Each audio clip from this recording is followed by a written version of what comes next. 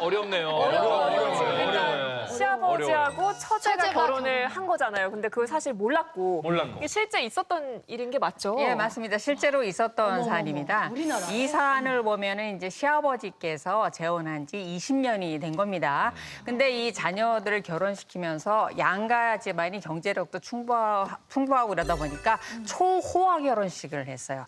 일단 남자 쪽에서는 물방울 다이아몬드 이거를 포함한 고가의 예물을 보내는가 하면요. 처 입장에서는 혼수와 예단과 예물을 마련하기 위해서 서울에 있는 집을 팔고 지방으로 이사를 가면서까지 엄청난 돈을 들여서 이제 예단을 주고 결혼을 했어요. 이렇게 결혼을 했는데 문제는 결혼한 지 얼마 안 돼서 처가집에 이제 이 소문이 들어가게 됩니다. 이 처가에서 사이한테 요구한 것이 너희 부모님하고 의절해라. 이런 걸 요구하게 됩니다. 그러니까 무리한 요구를 하다 보니까 결국은 이제 며느리하고 사이, 이 부부 사이도 틀어지게 되면서 서로 이제 맞소송을 하게 된 거죠. 누가 더 책임이 있다고 보세요? 이혼의 책임에. 그 남편이 뭐 유책 사유가 있거나 뭐 이게 아니기 때문에 이혼은 안 된다 이런 생각을 합니다. 맞아요. 네.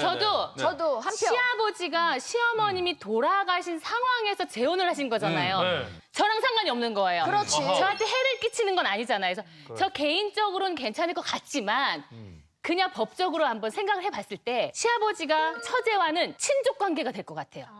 근데 어머님이 돌아가셨어도 이 처제랑 결혼은 근친상간이라 안 될 것 같아서 법적으로 책임을 묻는다면 시아버님이 잘못이 있을 것 같아요. 아, 잘못이 있다.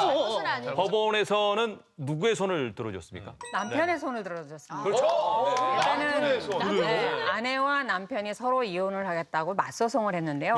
결론적으로 아내가 참패를 했습니다. 그 이유는 뭐냐면요. 현재는 민법이 개정되면서 그 배우자의 혈족이 됩니다. 남자를 기준으로 했을 때 처제는. 그래서 사실은 결혼을 할 수가 없습니다. 근데 과거에는 민법이 개정되기 전엔 결혼할 수가 있었어요.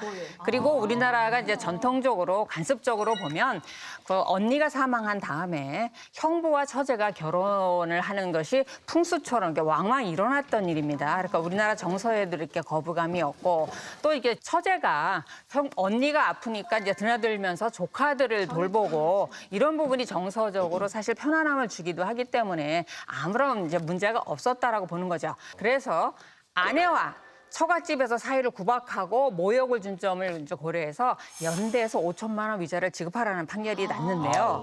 사실 이 사건이 몇 년 전인데 오늘 난다고 하더라도 5천만 원이 굉장히 많은 금액입니다. 일반적으로 2, 3천만 원밖에 안 되는 데서 그만큼 문제가 되지 않는 것을 문제로 삼았고 모욕을 너무 심하게 했다라는 부분에 대해서 재판부가 인정을 한 것입니다.